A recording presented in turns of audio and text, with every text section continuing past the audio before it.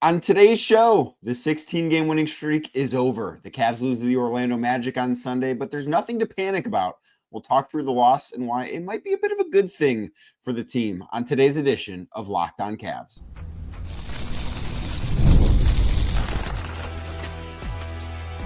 You are Locked On Cavs, your daily Cleveland Cavaliers podcast. Part of the Locked On Podcast Network, your team every day.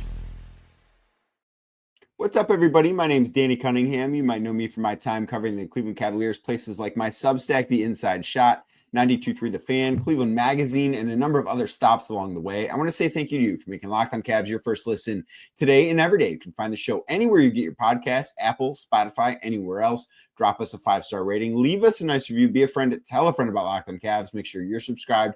Make sure a friend is subscribed as well. And if you're watching the show on YouTube, do me a favor. Hit that thumbs up button for me. Click subscribe and hit that notification bell so you don't miss the latest Locked On Cavs content. And today's episode, of course, brought to you by Monarch Money. Take control of your finances with Monarch Money. Use code LOCKEDONNBA, that is LOCKEDONNBA, at monarchmoney.com for 50% off your first year. The Cleveland Cavaliers lost on Sunday 108-103 to the Orlando Magic, and their winning streak, the longest winning streak in franchise history, is just that. It's history. The team obviously now is 56-11 on the season. There's nothing to worry about coming away from this loss because there were a couple of things that stood out to me in this one. And the first thing is that the Cavs shot the ball really poorly. I believe this was the second worst three-point shooting day that the Cavs have had. They went 10 of 40. You don't need to be a math major to know that's 25% for a team that entering Sunday came into the NBA with the best three-point shooting percentage in the league at just a shade under 40%. 25% is a pretty big departure from what we're used to seeing from there. Now, of course, you can't blame that and that alone on the reason why the Cavs lost, but I also think that you have to look at that as, okay, that's a pretty big reason why they lost this game. And then when you look at the other side of things too, the Cavs are, I mean, this hasn't changed, but the Cavs are the number one three-point shooting team in basketball by percentage. They don't take the most, Boston does, but they take a pretty high volume and they make, a pretty high percentage, a higher percentage than anybody else. The Orlando Magic, on the other hand, are the worst three-point shooting team in basketball by a wide margin. Like there's a almost 3% difference between the Magic in 30th in three-point shooting percentage and whoever's in 29th. I think it might be Washington, but whoever's in second to last place is like shooting 35% or 36%. And the Magic are, or maybe it's 33%, 30%, but the Magic are really, really bad is the point I'm getting at, shooting three-pointers. And in a game that the Cavs didn't have Evan Mobley, and I don't know that the Cavs necessarily had the requisite energy that we're used to seeing, or maybe that we're not used to seeing as of late, because I think during this winning streak against the lesser teams they've played, which Orlando falls into that category. I mean, they're not a team that has a record that's that much better than Portland or Miami. Like they're in that same caliber of opponent, despite the fact that these two teams squared off in the postseason last year. Orlando was looked at as a team that's just like Miami and Portland and those lesser teams. They've not had the best energy in those games, but Orlando came out and they outshot the Cavs. And that was not something I expected to happen, but that's exactly what happened. The Cavs had one of their best shooting days, or the Cavs, had one of their worst shooting days of the entire season on Sunday. And the Magic had, I think by percentage, their fourth or fifth best day from beyond the arc this season. When that happens, sometimes that's just the way it goes. Like I look at this game as, yes, there are some things that need to be cleaned up. The Cavs had too many turnovers. There were too many things that were unforced. They didn't execute at a high enough level. I don't think their energy was where it needed to be. I did think that for the most part, they defended really well. Now, Orlando's offense is really bad, but for the most part, the Cavs defended pretty well. There were a couple of slips down the stretch that led to a few open looks from three that the Magic were able to cash in on. But the way I look at this game is if these two teams play this exact game 10 times, the Cavs probably win 9 of them. And this is just the one where they couldn't make shots. And that happens. And I didn't think that their shot quality was the greatest that we've ever seen. I think they've had better offensive performances, taking aside, making or missing shots. Like I think the shots they generated were okay against Orlando. I didn't think it was great, but I didn't think it was poor. I certainly think that they did a better job creating shots than what the stats are going to say. Like, they created shots that deserve to be made more than 25% of the time from beyond the arc. And, there were some, like Sam Merrill, for instance, who has been great since February. And during Sunday, he was shooting nearly 50%. It was like 48% some change from beyond the arc from February 1st through the game against Memphis on Friday night. And he was 1 of 7 from 3. And a few of the misses that he had were wide open threes, which for Sam Merrill should be like a layup, considering how difficult the shots that he normally takes are. Like, you're going to expect a guy like Sam to make those shots. DeAndre Hunter didn't have a very good day from 3. Donovan Mitchell was 3 of 13. They just, as a team, didn't shoot the ball that well. Now, I didn't think all the looks were great. Like, I thought at certain times in this game, I thought the Cavs' movement wasn't where it needed to be. I thought they got a little bit too heavy into isolation. Like, there was a possession in the fourth quarter of this one. It was with under 3 minutes to go. And the possession was basically Darius Garland forced Wendell Carter Jr. to switch onto him. And then he just kind of dribbled out the clock and took a bad mid-range shot. It's just like, you know what? Is Darius capable of making that? Of course he is, but I think that the Cavs would rather get a better shot than that one, or get a better offensive action, maybe even getting him something going towards the rim than what he was able to generate there. And I think the other part of this was the energy. Like, the game was played at 1 o'clock on a Sunday, which is a weird start time. And I'm a big believer that NBA players are certainly creatures of habit, right? Like, they build routines and they do things certain ways. It's like guys always warm up before the game with a certain amount of time until tip off. Like, they follow a schedule. They're very regimented and routine oriented. So to have a game at 1 o'clock is going to naturally throw that off a little bit. I thought the energy in the first quarter was good, and the Cavs looked good in the first quarter. They were able to get to the basket at will. They scored 38 points, and 24 of those 38 points came either in the paint or at the free throw line. They weren't succeeding offensively because they were making a ton of shots, and they were up by 13. And I kind of wonder if, considering what happened the last time these two teams played, when the Cavs went into Orlando and won that game by 40, if they saw the scoreboard, up by 13, the Magic will just roll over. And give Orlando a ton of credit. They played well. Thought they played really, really physically, defensively. They looked good. This was probably the best game, and you can go listen to Locked On Magic with Philip Rossman-Reich. I'm sure he can tell you better than I can, but this felt like the best game the Orlando Magic have played in a long time, and they deserve credit for that. Like, Paolo Banchero played well, Franz Wagner played well, Anthony Black was really good. He forced a few turnovers, and that stretch at the end of the third quarter where Anthony Black was part of it, Ty Jerome turned the ball over twice, Donovan Mitchell turned the ball over once. Like, you saw I think a 7-point lead for the Cavs evaporate in like 30 seconds to being a tie game. And then the Cavs were leading by 1 going into the fourth quarter, but just overall, the effort level, or the energy level, is probably a better way to describe it, I didn't think was where it needed to be. They did not execute all that well. They didn't run the offense. Like, they were a team that kind of got tricked into playing a little bit too much isolation ball. And with Darius Garland, with Donovan Mitchell, you can get away with that at times, but I don't think that's who the Cavs want to be. And it hurt them. And I do think that not having Evan Mobley really was felt in this game. And that's why, I will talk about this coming up in a second. Like, I don't think that this game should give you any pause about wanting the Cavs to potentially see the Magic in the first round of the playoffs. But not having Evan Mobley changes things for this team. And I thought Jarrett Allen played well, but I don't think that he can replicate everything that Evan Mobley does. I think Evan Mobley is a special player. Not to say Jarrett Allen's not awesome too, because he is, but Evan's a special player and he can do things different ways. And I just don't know that the Cavs go through the offensive lapses that they went through in this game if they've got Evan Mobley out there, not only because of his ability to finish the rim, but also his ability to pass. Like, I do think that the Cavs missed Evan Mobley's playmaking in this game. And I don't know that that's necessarily something that we often think about with him, but I do think that he just gives them another avenue to run the offense through that I do think that they missed. And, Darius Garland had 5 turnovers, wasn't his best game. I do think he shot the ball better. Like, he made his first 5. He was hitting floaters. Like, I thought in terms of his shooting, he looked more like Darius Garland, which might be the best sign to take away from this game if you're a Cavs fan, is that, okay, maybe Darius Garland is not going to be shooting the ball very poorly again because that floater has been off for him. He hit, I think, 3 floaters in the first quarter, and it's like, there's Darius Garland. That's the guy we're used to seeing. So that might be the positive to take away from this. But overall, the Cavs didn't deserve to win this game on Sunday. And they've had a few games during the winning streak where they probably didn't deserve to win. You look at the Miami game, the Portland game, kind of the Chicago game. I mean, the run at the end was so impressive in that one.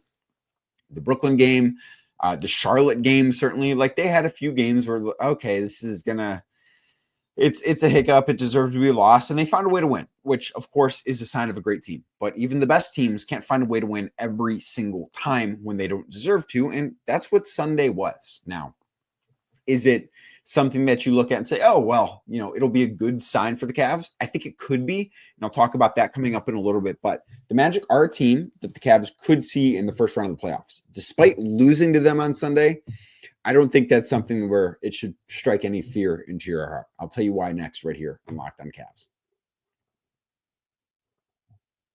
Today's show is brought to you by DoorDash. NBA fans, get ready because they swoosh, you save. Thanks to Dash Pass. Every time a player drops 50 or more points in a game, you can score a huge deal the very next day. When any player scores 50 or more points in the game during the 2024-2025 NBA season, that's this one. You can save big the next day because Dash Pass members get 50% off an order, up to $10 off the next day from noon until midnight. So maybe you want to take the day off work on Monday. I don't know, it's a holiday. Maybe you want to take the day off work. You want to celebrate a little bit, but you don't want to cook. You want to have something delivered. Someone goes for 50 on Sunday night. I'm recording this before a lot of the other games have started, so I don't know the future. I can't tell the future, but if someone does go for 50, you can save 50% off your order with Dash Pass the next day, up to 10% off. So sign up for Dash Pass and be ready to save, because when any player scores 50 or more in a game, like I said, Dash Pass members get 50% off an order the next day, up to $10 off. Just use promo code NBA50, that is NBA50, from noon to midnight after a 50-point game on eligible orders at participating merchants. Must have an active Dash Pass account. Terms do apply. Visit DoorDash to learn more. Today's show is also brought to you by FanDuel Sportsbook. And March Madness, well, it is here, right? The brackets are out, and FanDuel is giving you the chance to get in on the action like never before, because right now, new FanDuel customers can get $200 in bonus bets when your first $5 bet wins. All you got to do, pick one.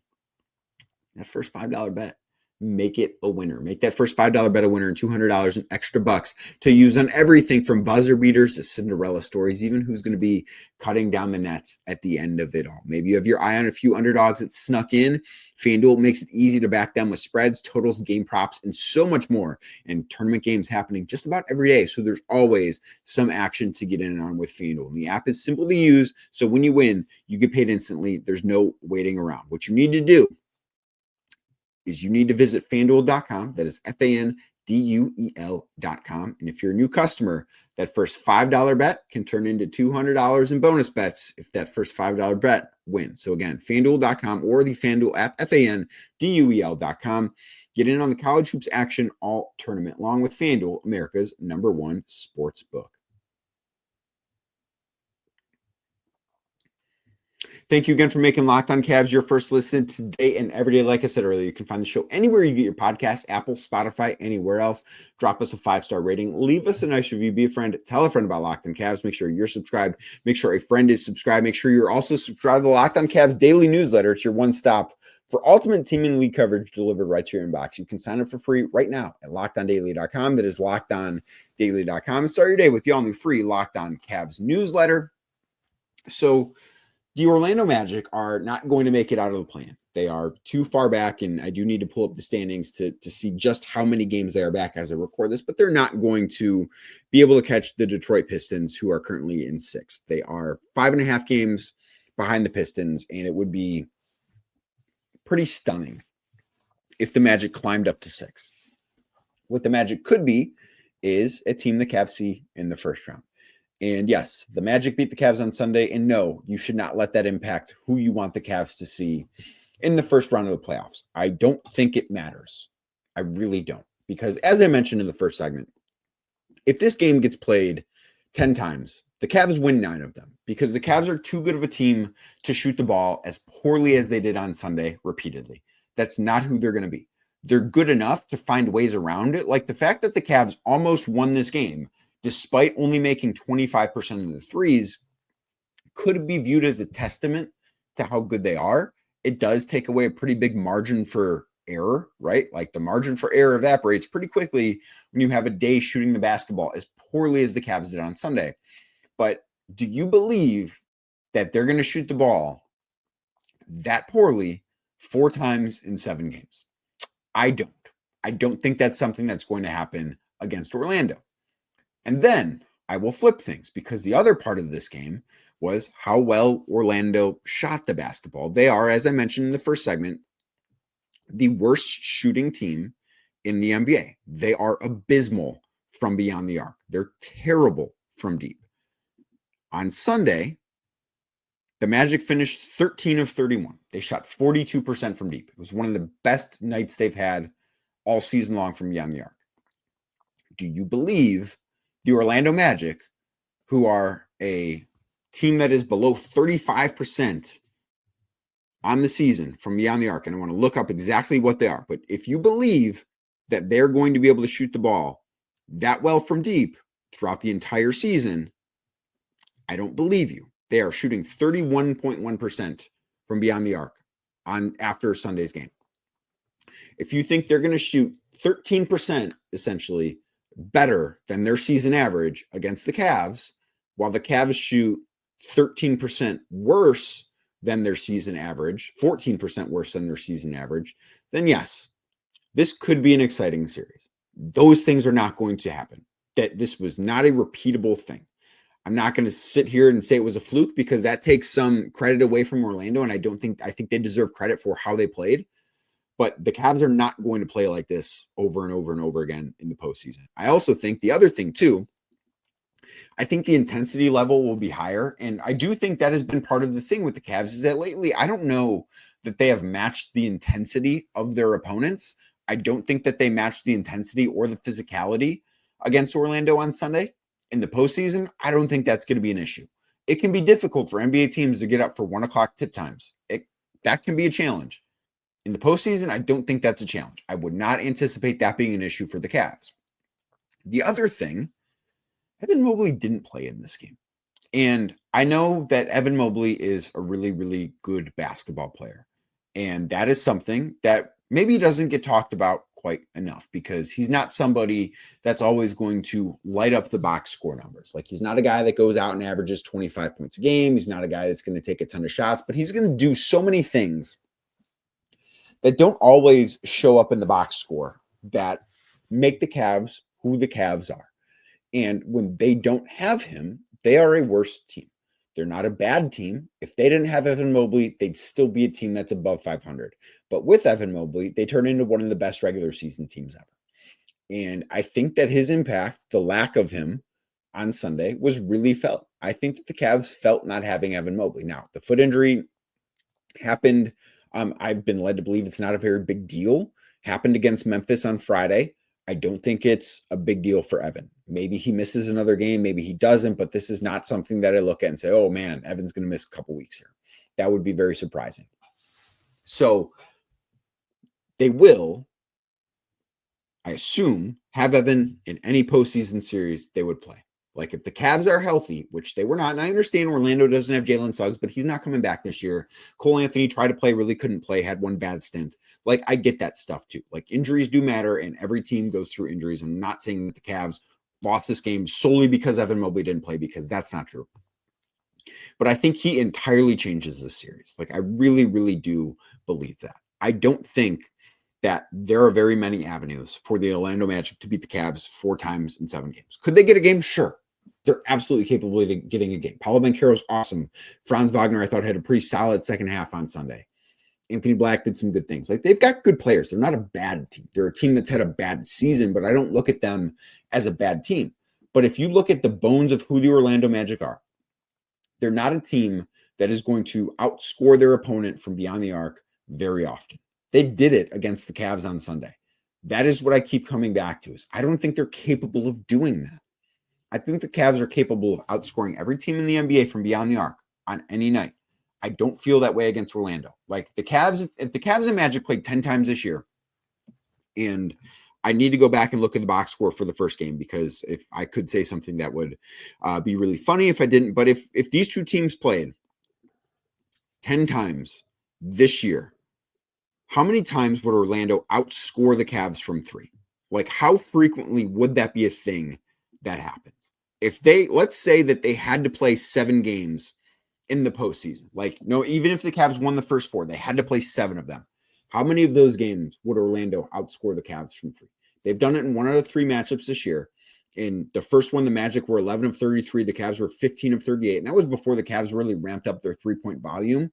And obviously, like, that Cavs team was different because they had Karis LeVert and George Niang on it, and they didn't have DeAndre Hunter, who is a really good shooter, but didn't have a good day. Like, I just don't see how. I think that the Cavs would repeatedly beat the Magic just on math alone. And I do think that the attention to detail that the Cavs maybe didn't have on Sunday would be back. Evan Mobley would be a big part of this. Like, I just think all of this matters so much in a playoff context, and we didn't see that from the Cavs on Sunday. And I think a big part of it is, the energy level wasn't where it needed to be. And when you don't have that, when you don't make shots, more often than not, you're going to lose, especially if you're not playing a team like the Washington Wizards or the Charlotte Hornets. Like, the Orlando Magic aren't good, but they're not one of those garbage teams at the bottom of the conference either. Like, they're good enough to do what they did on Sunday. Give them credit for it because they deserve the credit. They won this game. They ended the Cavs winning streak, and it is what it is. There are a couple of bright spots to take away from this game. I'll tell you what they are next right here on Locked On Cavs.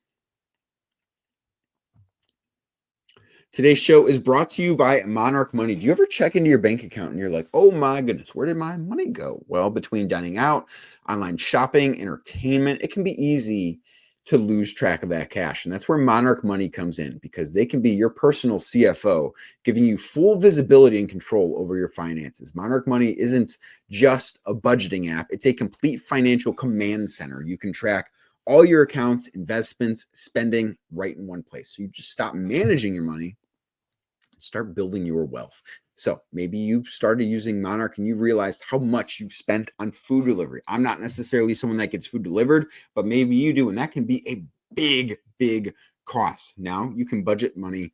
You can budget smarter and save more cash. And maybe you don't want to be juggling multiple apps anymore. I know I certainly don't. You can use Monarch to check your finances, track spending, and even plan for your long-term goals. Manage money with your partner is smoother than ever because you can track shared and personal accounts, set goals, and stay on the same page without all the stress that can come along with it sometimes. So take control of your finances with Monarch Money. Use code LOCKEDONNBA, that is LOCKEDONNBA at monarchmoney.com for 50% off your first year. That's monarchmoney.com, code LOCKEDONNBA for half off your first year. Thank you again for making Locked On Cavs your first listen today and every day. Like I said earlier, if you're watching the show on YouTube, do me a favor, hit that thumbs up button for me, click subscribe, and hit that notification bell so you don't miss the latest Locked On Cavs content. There are some good things to take away from this game. The first thing I do want to talk about is Darius Garland. Now, I didn't love everything from Garland. He had 5 turnovers, wasn't necessarily great, but he was 50% from the field. He was 8 of 16, only took 5 threes, which I do think is probably, other than the turnovers, the biggest gripe to have with his game. But I thought that he looked more in rhythm, if that makes sense, than he has lately. Because you go back and watch most of the games that he's played since he missed those 2 games against Orlando and against Memphis, I believe, with a hip injury, he looked like he couldn't find his rhythm, not just from deep, but floaters, mid-range, like all of it. Just, he didn't look like Darius Garland. And I thought for the most part on Sunday, he looked like Darius Garland again.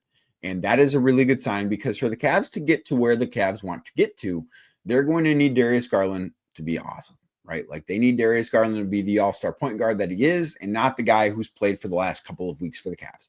I think he's had a slow couple weeks, but I think that this, paired with a couple of the recent fourth quarters, like I thought he was good in the fourth quarter against Memphis. Obviously, he was really, really good in the fourth quarter before that. When you pair those things, okay, Darius Garland might be turning a corner here. Maybe he is back to being the all-star caliber guy that we're used to seeing. Again, I didn't love everything from him. I thought some of the possessions in clutch time from him were not great. That said, like, I believe he's the one that had the pass out to the corner to DeAndre Hunter, where Hunter hit the backboard. Like, that was a great pass.